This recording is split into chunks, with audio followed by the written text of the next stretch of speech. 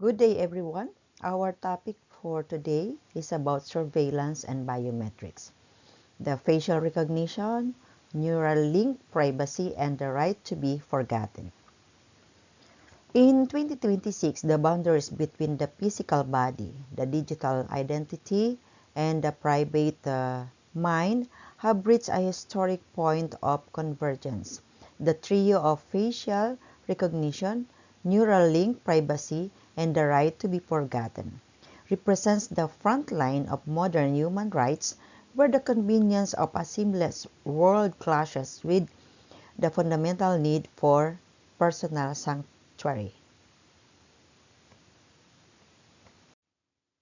The contents of this presentation is about the key aspects of surveillance and biometrics, the ethical and privacy consideration, the benefits and challenges of biometric surveillance. So the learning objectives of this presentation, you are expected to analyze the technical architecture of multimodal biometric systems, including facial recognition and neural interface data, to understand how biological traits are converted into persistent digital identifiers for mass surveillance. You will evaluate the erosion of cognitive and physical privacy by examining the conflict between neural rights and data harvesting. You will critically assess the trade-offs between enhanced public security and a streamlined UX, or the benefits versus the risk of algorithmic function creep and the permanent loss of public anonymity, or the challenges.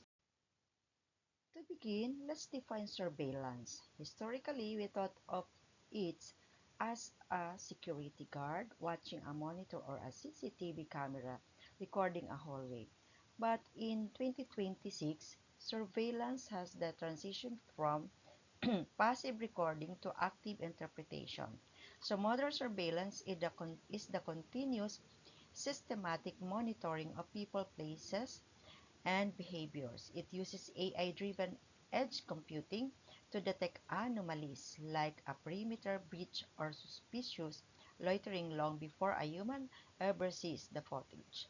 So next, let's define biometrics. So this is the science of measuring and analyzing unique biological and behavioral traits to verify who someone is.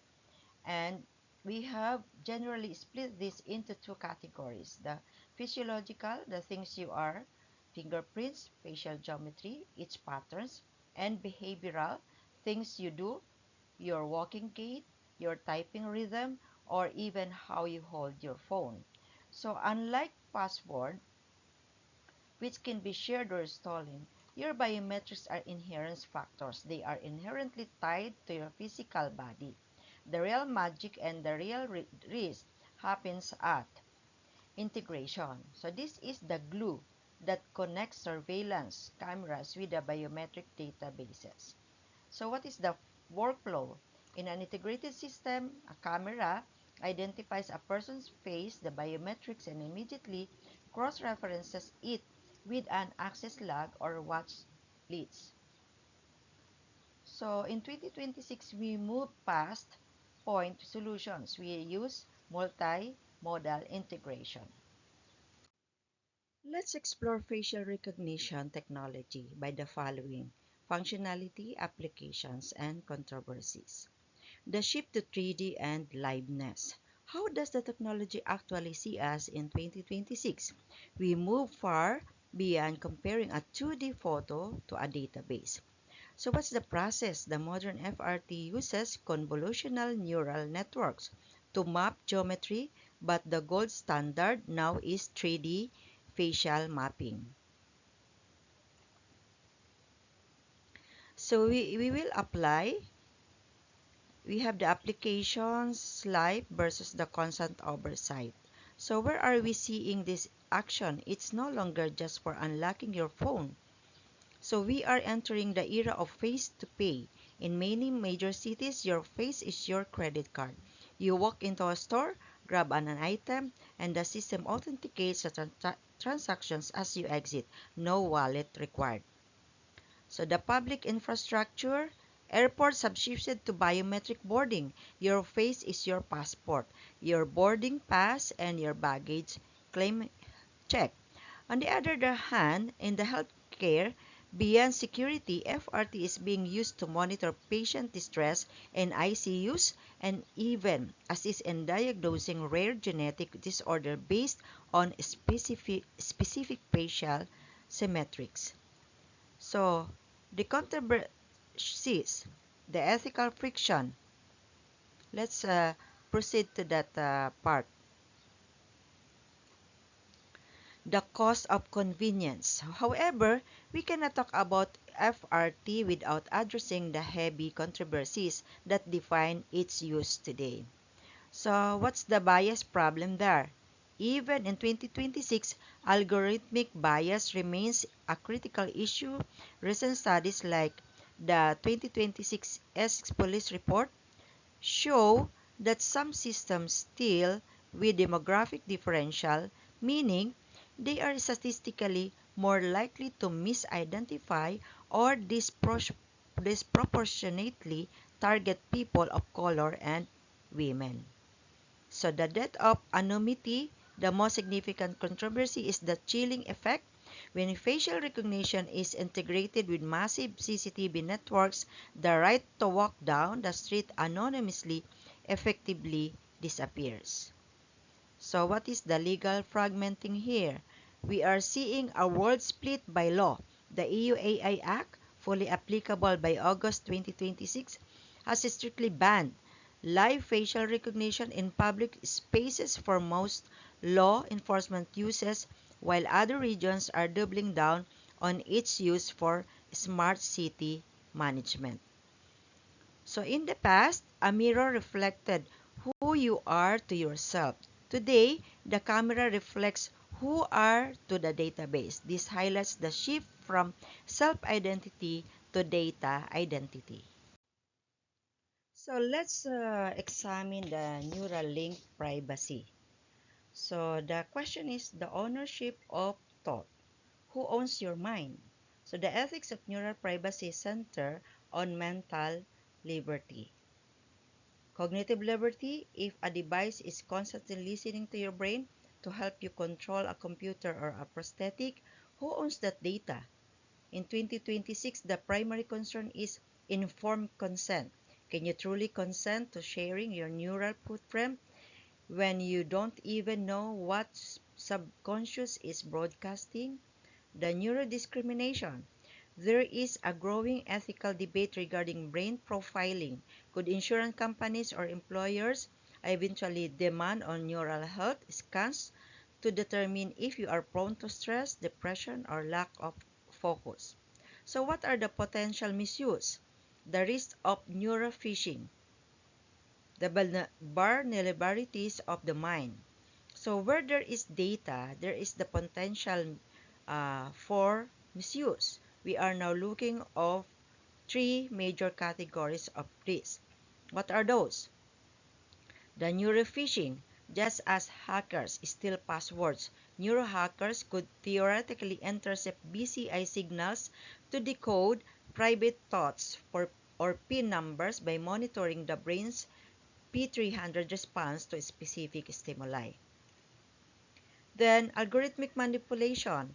If a corporation knows your immediate emotional reaction to an advertisement via your neural link, they can bypass your rational filters and market directly to your subconscious. So, the surveillance of intent. This is the Minority Report scenario. If a government can monitor neural spikes associated with aggression or dissent, we risk moving into a society where true crimes are monitored before an action is even taken. So the 2026 solution, the neural rights legislation protecting the sanctity of the mind. So to combat this risk, we are seeing the rise of neural rights. Countries like Chile and parts of the EU are now legally defining mental privacy as a basic human right. This ensures that neural data is treated with the same or higher level protection as medical records, and that decryption of the mind without a warrant is strictly prohibited. So if I could read your mood right now through a sensor, would you feel safe or would you feel exposed?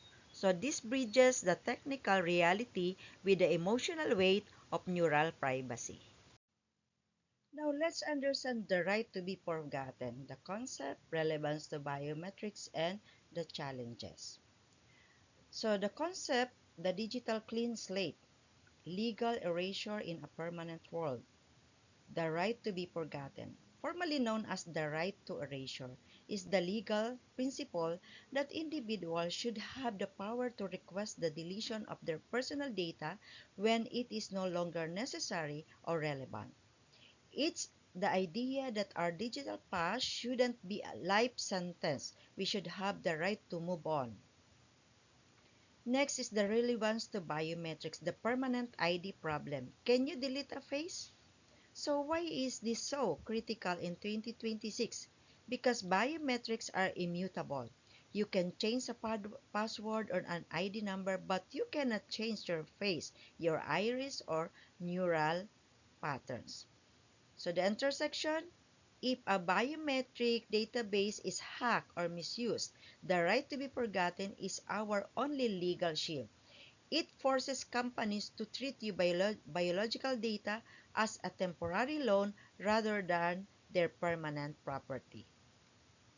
So what are the challenges? The memory of the machine, the complexity of deletion.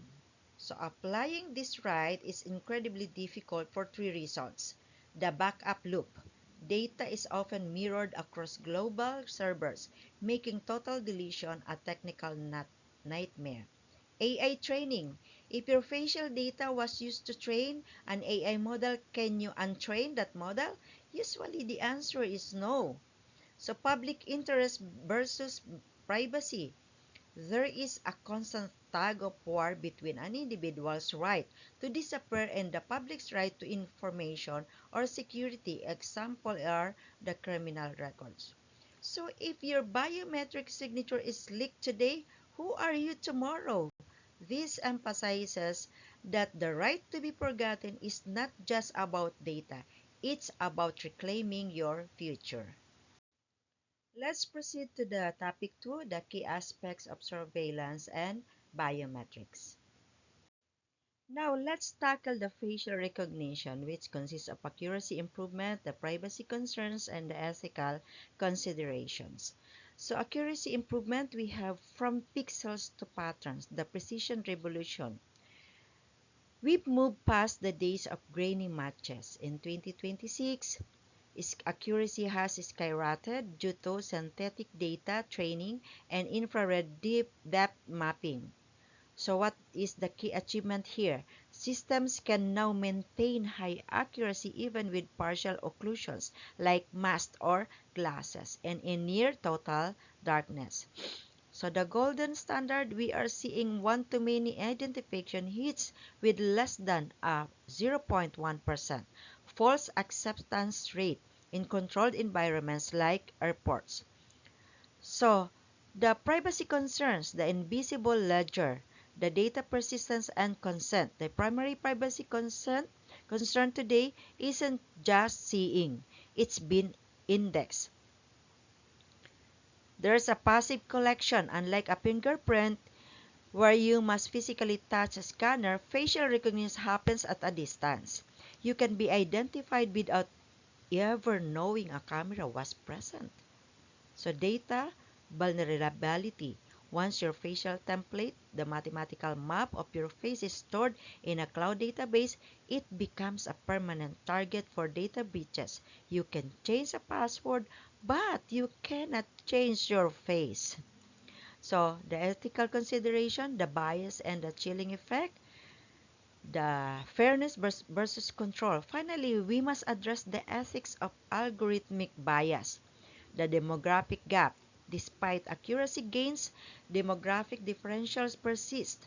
Systems often perform differently across different ethnicities and genders, leading to potential false positives in law enforcement contexts.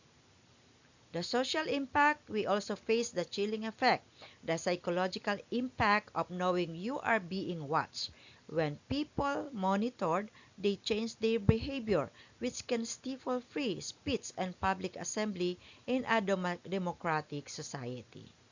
So your face is the only password you wear on the outside. This helps them grasp why the ethical stakes are so much higher than traditional IT security. Let's continue the facial recognition, the data encryption, the consent management, and the intrusion prevention. So data encryption in 2026, we no longer store photos of faces in databases. That is a legacy security risk instead. We use privacy preserving feature encoding. So as soon as a camera captures a face, the system extracts unique coordinates and converts them into encrypted mathematical hash homomorphic. Homomorphic. Sorry. So the encryption, a major breakthrough this year is the use of homomorphic encryption. This allows the server to compare two encrypted hashes to find a match without ever decrypting the data. If a hacker steals the database, they don't get faces. They get useless strings of numbers that cannot be reversed back into an image. So what is about consent management, the end of dark patterns, granular control, and the EU AI Act? Consent is no longer a take it or leave it checkbox. Under the EU AI Act, enforceable August 2026, and similar global standards, we now use layered consent models. Dynamic consent. Users must be able to opt in for specific uses. For example, consenting to biometric entry for their office but denying consent for sentiment analysis or retail tracking. So the transparency systems must now provide just-in-time notices if you walk into a zone with active facial recognition. Your personal device can receive a signal allowing you to manage your privacy settings in a real time. And the intrusion prevention beyond the perimeter, multi-factor defense, and anti-spoofing. Finally, we have intrusion prevention. We've moved beyond simple Face ID to multimodal authentication. The liveness shield to prevent presentation attacks like using a high-res mask or a deep fake on a screen. 2026 systems use passive liveness detection. They check for microtextures of human skin and even the remote photo plethysmography, which is the tiny change in color caused by a human heartbeat. So the network integration, modern intrusion prevention system, the IPS, now link biometric alerts directly to network security. If a false match is detected at a physical door, the system can automatically lock down that user's digital accounts across the entire network, assuming a sophisticated identity theft attempts is in progress. So think of biometric data like a bank vault. Encryption is the reinforced seal. Consent is the key held by the owner, and intrusion prevention is the alarm that triggers the moment someone tries to pick the lock. Additional for facial recognition, the data removal protocols, regulatory compliance, and transparency initiatives. The erasure by design, making the right to be forgotten a technical reality. So we can no longer treat biometric data as a permanent asset. In 2026, robust data removal protocols are a functional requirement. Automated purging, organizations are now implementing auto-delete triggers. For example, if a visitor's facial template was captured for office access, the system must automatically and permanently purge that has exactly 24 hours after their last check-out status, unless explicit long-term consent is given. The service provider coordinator under current 2026 laws, if you delete a user's face from your primary database, you are legally required to ensure that every third-party cloud provider or security vendor you use also executes that deletion simultaneously. Let's proceed to regulatory compliance, the 2026 landscape, navigating the patchwork of global law. 2026 is a defining year for compliance. The EU AI Act, fully enforceable as of August 2026, categorizes most public facial recognition as high risk. So the global convergence, we are seeing a Brussels effect, where laws in the US like California's updated CCPA and APAC regions are mirroring EU standards. The neural expansions, notably as of early 2026, California has expanded its definition of sensitive data to explicitly include neural data.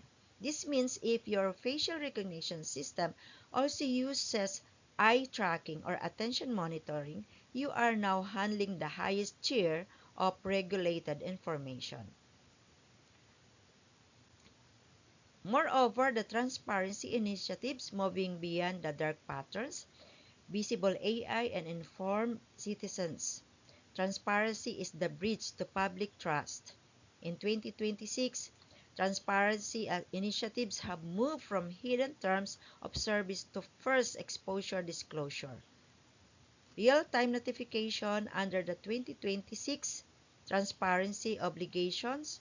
If an AI system is used for biometric categorization or emotion recognition, the user must be informed at the moment of first interaction.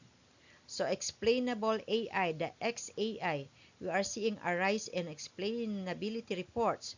If a person is denied access to a building or a bank account by a facial scan, the system must be able to provide a clear, human-readable reason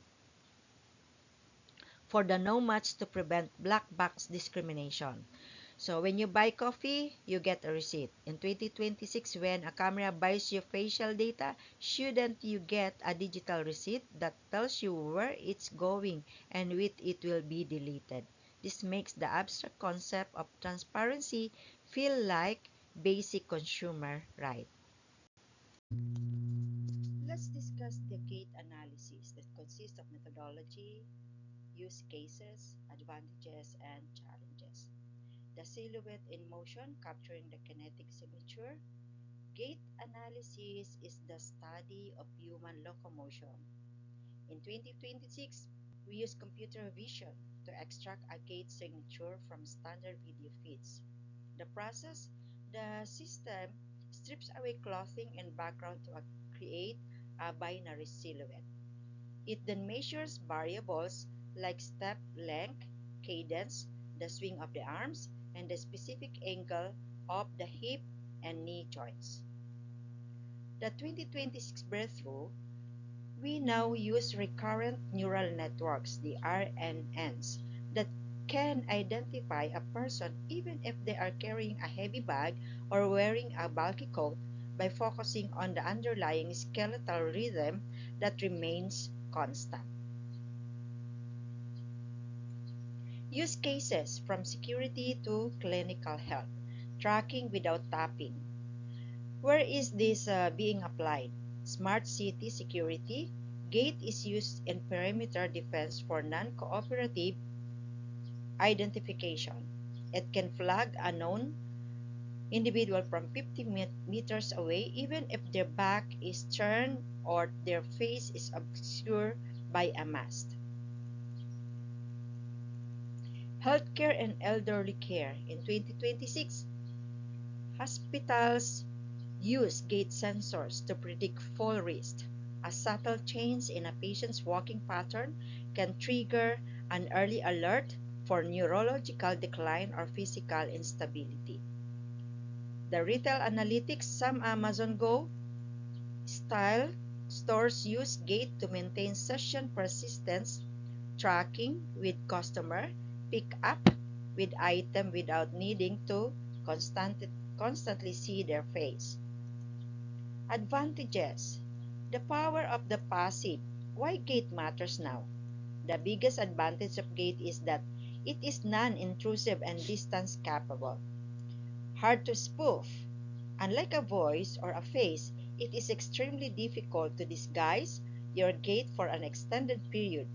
Your musculoskeletal structure dictates a rhythm that is as unique as a fingerprint but can be read from across parking lot. The challenges, the environment, and the right to walk. Technical and ethical hurdles.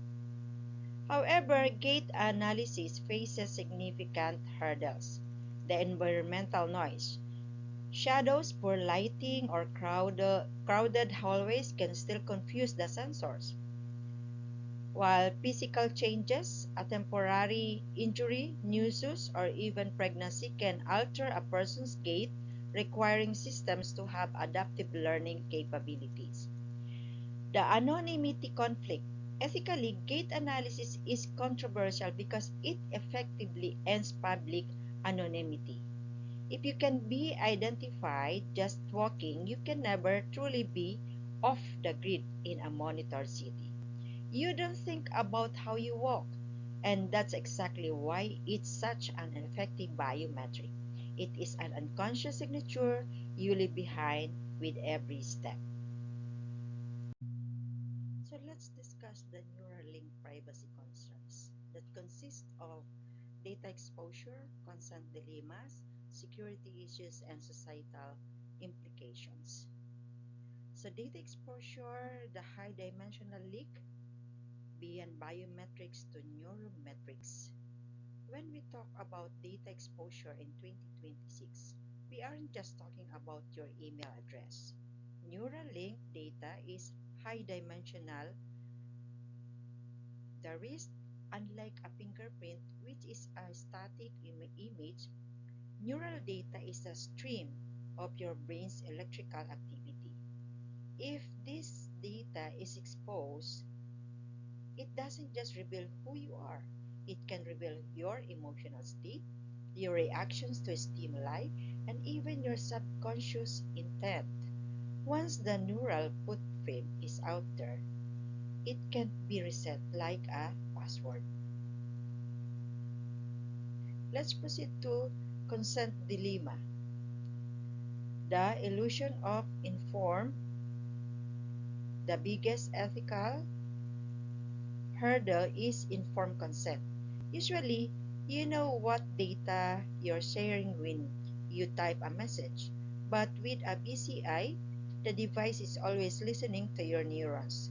The dilemma: how can a user give meaningful consent to the collection of data they aren't even aware they are producing? In 2026, we are struggling to define where medical necessity ends and data harvesting begins, especially when the device is used for non-medical reasons like gaming or productivity. Security issues, the rise of neurophishing, vulnerabilities of the mind.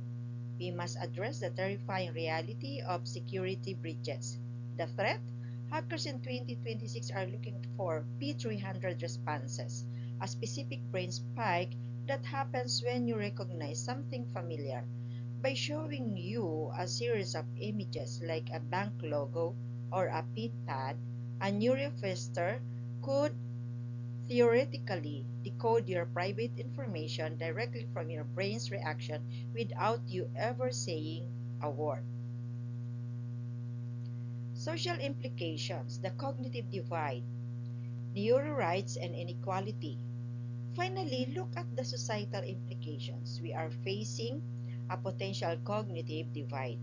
The concern: if Neuralink become common for workplace productivity, will employees be forced to trade their mental privacy for a job? So neuro rights. This has led to the global push for neuro rights. legislation. As of 2026, several nations have moved to legally protect mental integrity and psychological continuity, ensuring that the human mind remains a private sanctuary that cannot be commercialized or coerced. Therefore, if I could see your level of focus right now, would you feel empowered by the data or would you feel violated by the intrusion? So the bridges the gap between the cool technology and the heavy privacy cost. The third topic of this presentation is about the ethical and privacy considerations. Let's discuss the privacy risks and biometrics, the data breaches, profiling and discrimination, and the loss of anonymity. Data breaches, the irreversibility problem. When your body is the password. In a standard data breach, you change your password or cancel your credit card, but in 2026, a biometric breach is permanent. The critical risk, your facial geometry, iris patterns, and gait are inherent factors. They are who you are. If a centralized database of biometric hashes is compromised, you cannot reset your face. Shadow identities. We are seeing the rise of biometric identity theft, where hackers use stolen neural or facial templates to bypass high security systems, creating a shadow identity that the victim can never truly reclaim. Profiling and discrimination. This is the hidden bias, algorithmic prejudgment. Beyond theft, we face the risk of automated profiling. Biometrics allow for categorization without a person's knowledge. So the bias gap, even with 2026 technical leaps, demographic differential persists. System may disproportionately flag certain ethnicities or gender as high risk due to biased training data. So the social sorting, we risk a future of biometric redlining, where your physical traits or even your neural stress patterns are used by insurance companies or employers to silently filter you out of opportunities before you have even walked through the door. On the other hand, the loss of anonymity, the chilling effect, the end of public stranger, the most profound societal risk is the total loss of anonymity. The invisible net, when facial recognition is integrated with citywide CCTV and gait analysis, the right to be a stranger disappears. You are identified the moment you step into a public square. So the chilling effect, creates a psychological chilling effect when people know they are being identified and indexed in real time. They tend to self-censor their behavior, avoid protests, and stay away from controversial public spaces. In 2026, the challenge isn't just protecting our data, it's protecting our freedom to simply be without being tracked. So therefore, if you lose the key to your house, your chain's the lock. But in biometrics, you are the key. If the key is stolen, you can change yourself. This helps them internalize the gravity of biometric data. Let's talk about that ethical dilemmas, which consist of societal inequality, erosion of privacy, and accountability gaps. Societal inequality, that's the biometric divide, luxury convenience versus coercive oversight. In 2026, we are witnessing the emergence of a biometric divide. On one side, biometric identification is marketed as a premium convenience. Think of a high-speed airport transit or face-to-pay retail. The burden, however, of vulnerable populations, these same tools are often coercive. For example, access to social services or housing in some regions is now contingent on biometric enrollment. This creates a two-tiered society where the wealthy use their bodies to skip the line, while the marginalized are forced to trade their biological data just to access basic necessities. Erosion of privacy. This is the death of the public stranger. From targeted monitoring to ambient surveillance, we have moved past the era of targeted surveillance. Today, we live with ambient surveillance. The shift in 2026, privacy is no longer something you lose through a specific action. It is something that is eroded by simply existing in a smart city. So the chilling effect, when facial recognition, gait analysis, and neural link data are integrated, the right to be a stranger disappears. This leads to a chilling effect on democracy. When people know they are being indexed in the real time, they self-censor their movements, their associations, and even their physical expressions. The accountability gaps, that's the black box defense. Who do you sue when the algorithm fails? Perhaps the most dangerous dilemma is the accountability gap. The problem, many biometric systems operate as black boxes. If a person is misidentified by a facial scan or flagged as high stress by a neural monitor, there is often no clear human in the loop to appeal to. So the diffusion of responsibility, when an error occurs, vendors blame the data. The data blames the algorithm, and the government blames the vendor. In 2026, our legal frameworks are still struggling to catch up with this automated injustice, leaving individuals with no clear path to recourse when a machine mistake up, upends their life. So therefore, if an algorithm denies you entry to your own workplace tomorrow, do you know who is responsible for fixing that error? This highlights the terrifying reality of accountability gap in an automated world. So let's move on to the right to be untrackable through technical safeguards, legal protections, and opt-out systems. Technical safeguards is the privacy by design shield, moving from detection to disruption. So in 2026, being untrackable is becoming a technical reality through privacy enhancing technologies, PETs. On device processing, the first safeguard is moving away from the cloud. Modern systems now use edge biometrics, where your facial or neural data never leaves your personal device. The device sends a yes-no signal to the environment, but the raw biometric data remains in your pocket. Adversarial noise. We are also seeing the rise of digital camouflage.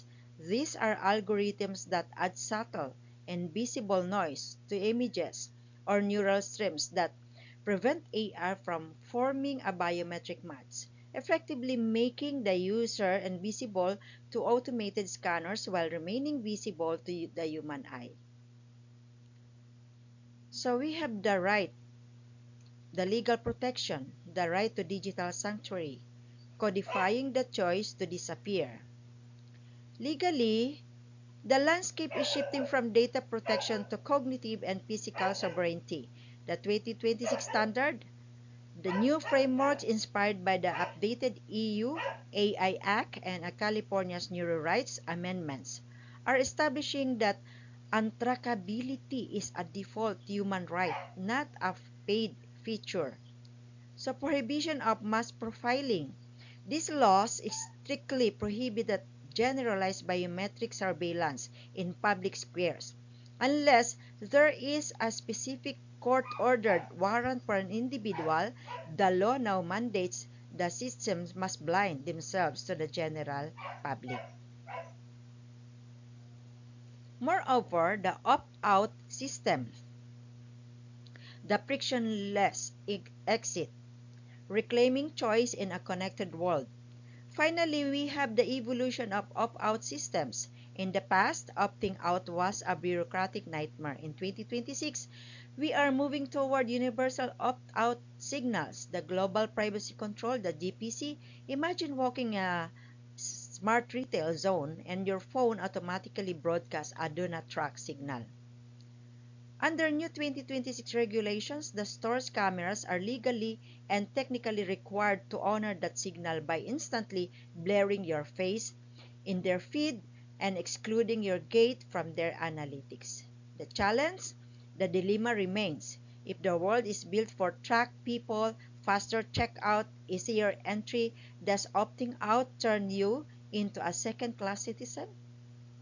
The goal of 2026 policy is to ensure that the untrackable individual receives the same level of service as the tracked one.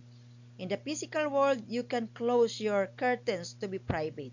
In the digital world of 2026, the right to be untrackable is simply the digital version of closing your curtains. Now, let's move on to the content 4, benefits and challenges of biometric surveillance. So the first benefit is to increase security and efficiency that can also enhance authentication, improve public safety, operational improvements. In the enhanced authentication beyond the password, identity as an inherent key, in 2026 we are moving away from what you know, passwords, and what you have tokens toward who you are. The model standard enhanced authentication now uses tri-factor biometrics. A secure facility doesn't just scan a face, it simultaneously verifies iris patterns and subdermal vein structures. The security win. This virtually eliminates identity spoofing. Unlike a key card that can be stolen or a password that can be phished, your biological signature is inseparable from your person, providing a level of non-repudiation that traditional security simply cannot match. The improved public safety, proactive protection, real-time threat mitigation. Public safety has transitioned from reactive investigation to proactive prevention. So the automated alerts, integrated surveillance systems in 2026 use behavioral recognition to flag anomalies, such as a person entering a restricted zone or a bag left unattended in a high-traffic terminal long before a human operator might notice. The golden hour in emergency scenarios such as a missing child or a known threat actor entering a stadium, facial recognition can scan thousands of people per second. This technology has reduced response times for critical incidents by over 70% in major smart city hubs this year. Thus, operational improvements, the frictionless experience, streamlining the human flow. Efficiency is the most visible benefit for the average citizen. We are entering the era of frictionless infrastructure. The flow, at 2026 smart airports, passengers move from the curb to the gate without ever pulling out a passport or a boarding pass. Their face is their identity, their ticket, and their security clearance. Resource allocation for organizations, this isn't just about speed, it's about optimization. By automating identity verification, security personnel are freed from repetitive gatekeeping tasks and can focus on high-level decision-making and genuine crisis management. The result is a system that processes more people more accurately with fewer bottlenecks. So, how many minutes a week do you spend in fumbling for keys, badges, or passwords? Then, show them how those minutes add up to hours of lost productivity that biometric integration solves. Other benefit is the user experience enhancement that includes seamless access, personalization, and time saving. So seamless access, the invisible key. Your body is the interface. In 2026, we are moving toward a world of ambient authentication. Historically, access meant a physical barrier, a locked door, a login screen, or a badge reader. So the shift, With integrated biometrics, access becomes invisible. As you approach your office, the door identifies your gait and face and unlocks before you even reach the handle. Your computer wakes up because it senses your unique and neural signature or iris. The UX win. This removes the cognitive load of remembering passwords or the physical burden of carrying keys. You are the key, and the world simply opens for you. Let's move on for the personalization, the environment that knows you. Tailored spaces. Biometrics in 2026 allow for a level of hyper-personalization previously impossible. Smart environments. Imagine walking into a shared workspace or a hotel room. The environment identifies you and immediately adjusts the lighting, desk height, and thermostat to your safe preferences. Adaptive interfaces.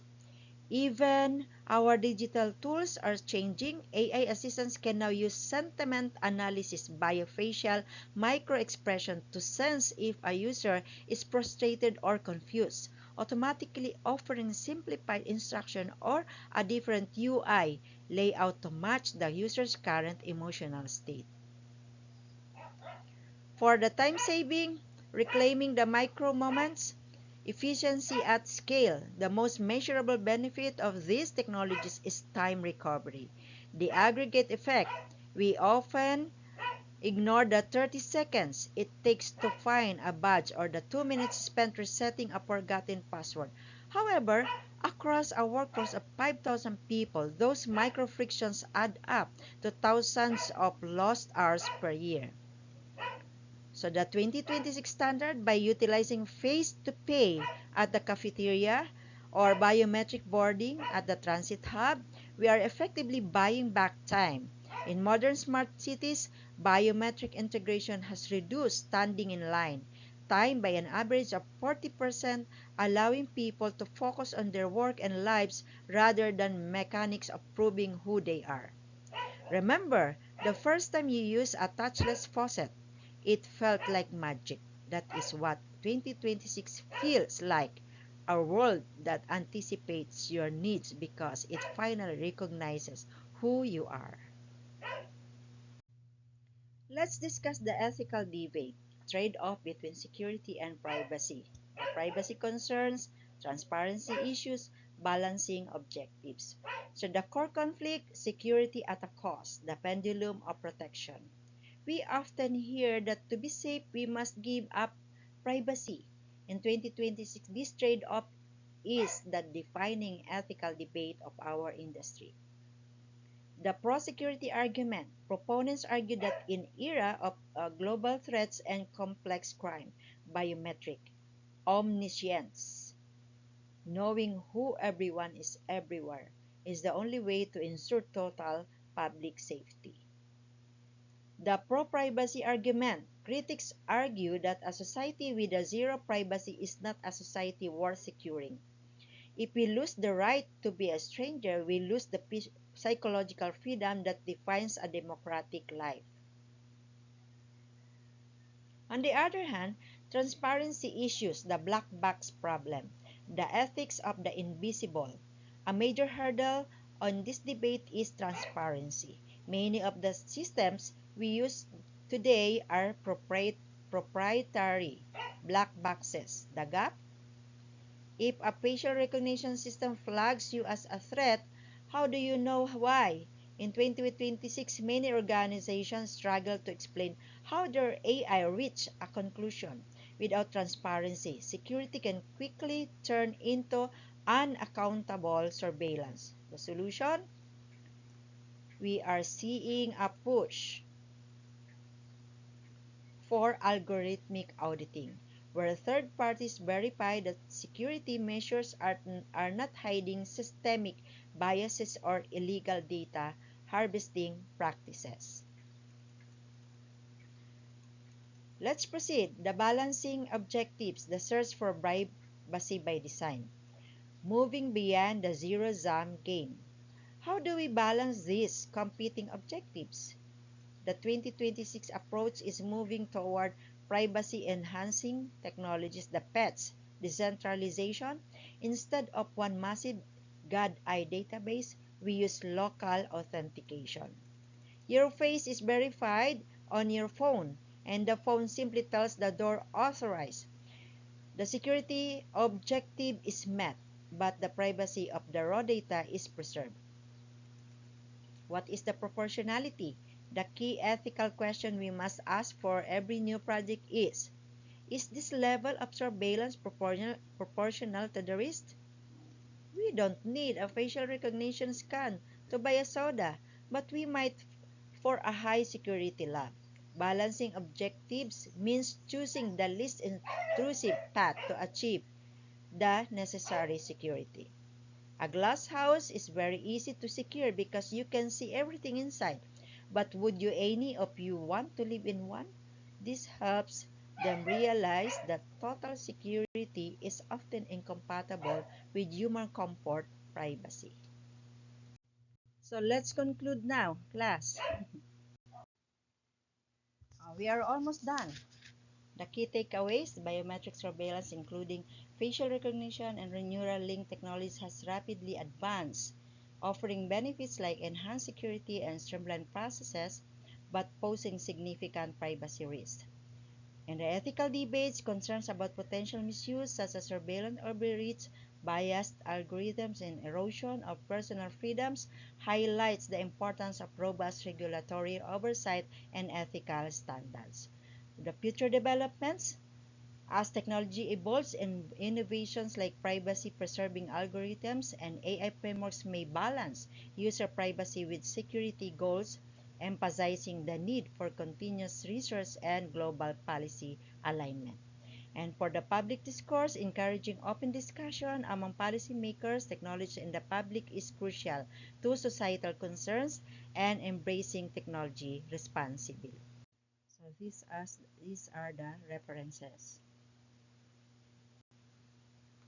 You can view the references from academic source, legal framework, emerging technology, and database.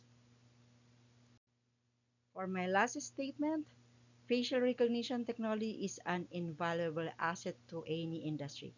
However, just like any other gadget, it can be misapplied and strategically swiveled to conform to different feasts at any juncture by each architect by Adam Tabriz. Thank you, class.